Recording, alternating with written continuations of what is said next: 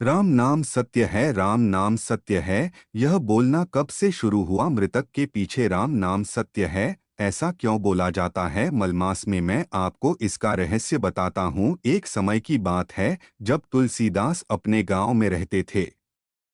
वह हमेशा राम की भक्ति में लिप्त रहते थे। उनको घर वाले ने और गांव वाले ने ढोंगी कहकर घर से बाहर निकाल दिया, तो तुलसीदास गंगा जी के घाट पर रहने लगे, वहीं प्रभु की भक्ति करने लगे। जब तुलसीदास ने रामचरितमानस की रचना शुरू कर रहे थे, उसी दिन उसके गांव में एक लड़के की शादी हुई और वो लड़का अपनी नव वधू को लेकर अपने घर आया। रात को किसी कारणवश उस लड़के की मृत्यु हो गई। लड़के के घर वाले रोने लगे। सुबह होने पर लोग लड़के को अर्थी पर सजाकर शमशान घाट ले जाने लगे, तो उस लड़के की पत्नी भी सती होने की इच्छा से अपने पति के अर्थी के पीछे पीछे जाने लगे। लोग उसी रास्ते से जा रहे थे जिस रास्ते में तुलसीदास जी रहते थे। लोग जा रहे थे तो लड़के की पत्नी की नज़र तुलसीदास पर पड़ी। उस नववधू ने सोचा अपने पति के साथ सती होने जा रही हो, एक बार इस ब्राह्मण देवता को प्रणाम कर लेती हूँ। वह नववधू नहीं जानती थी कि यह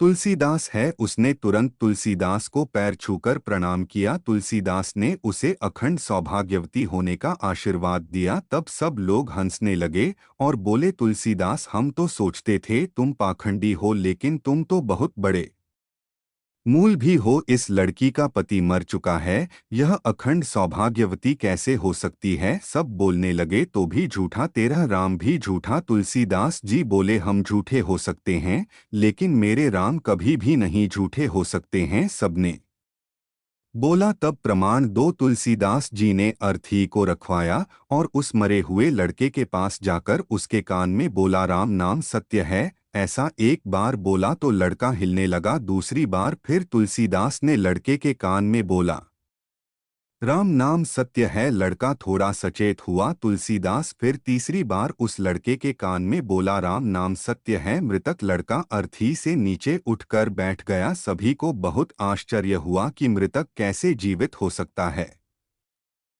सबने तुलसीदास को सिद्ध संत मान लिया। तुलसीदास के चरणों में दंडवत प्रणाम करके माफी मांगने लगे। तुलसीदास जी बोले, अगर आप लोग यहाँ इस रास्ते से नहीं जाते तो मेरे राम के नाम को सत्य होने का प्रमाण कैसे मिलता? ये तो सब हमारे राम की लीला है। उसी दिन से मृतक के पीछे राम नाम सत्य है बोलने की प्रथा चल पड़ी। जय श्री राम। राम राम जपते रहो, काम करते रहो। एक आदमी घोड़े पर कहीं जा रहा था। घोड़े को जोर की प्यास लगी थी। दूर कोई पर एक किसान बैलों से रहे चलाकर खेतों में पानी लगा रहा था। मुसाफिर कोई पर आया और घोड़े को रहत में से पानी पिलाने लगा, पर जैसे ही घोड़ा झुककर पानी पीने की कोशिश करता है कि ठक ठक के आवाज से डरकर पीछे हट जाता, फिर आगे बढ़कर पानी पीने की कोशिश करता और फिर रहे हैं कि धक धक से डरकर हट जाता। मुसाफिर कुछ क्षण तो यह देखता रहा, फिर उसने किसान से कहा कि थोड़ी देर के लिए अपने बैलों को रोक लेता ताकि